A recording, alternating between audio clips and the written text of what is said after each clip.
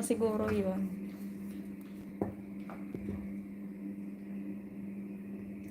Kaya pala din oh, sinabi ko kay Ate Sally, di ba Ate Sally, na siya na makipag-usap doon.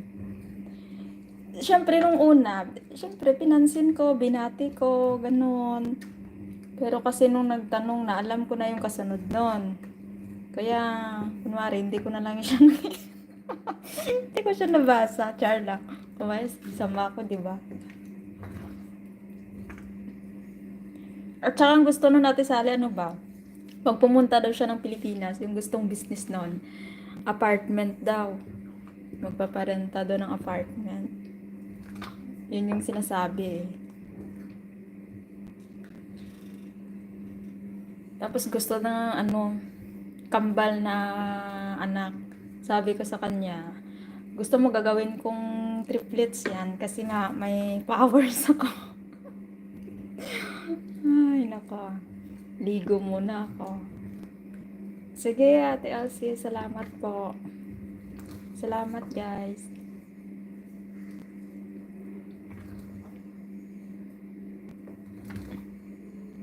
Ganun lang. I-ano to, i-blender pa to mamaya hanggang parang pudding yung kalabasan ito. Pero minsan, pag tinatamad ako,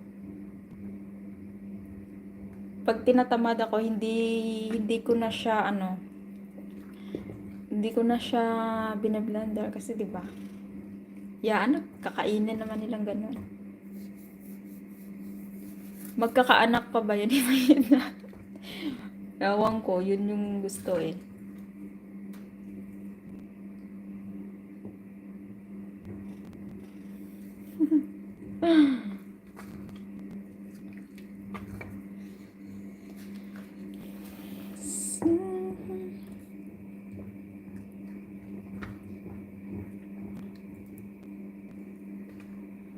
Alam mo, may nagbigay ng ng super thanks sa isa kong video, $5. Si Craig yata yun.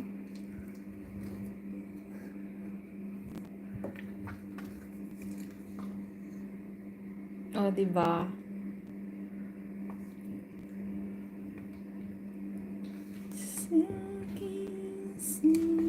Smile for me.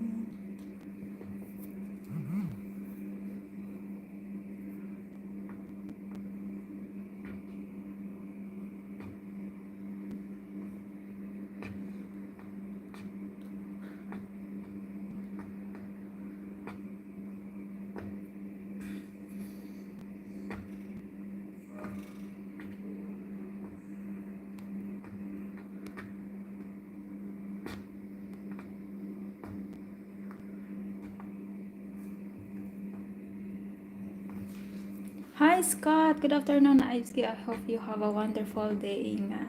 Yeah, thank you Scott. Good morning. Ay, ano ba? Good morning, good afternoon. Good evening. Alam na alam niya Ate Sally yung mga kalugaran natin. Alam na alam ni Scott. Good evening, Sally. I hope you have a wonderful night. Hello Scott, good morning. How are you feeling? Ay nga, may sakit na pala siya. Sabi ni Get well soon, Scott.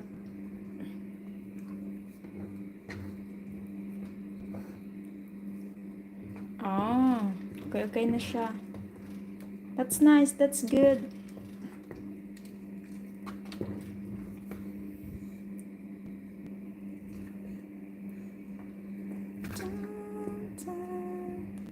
Thank you, You're welcome. Thank you for coming, Scott.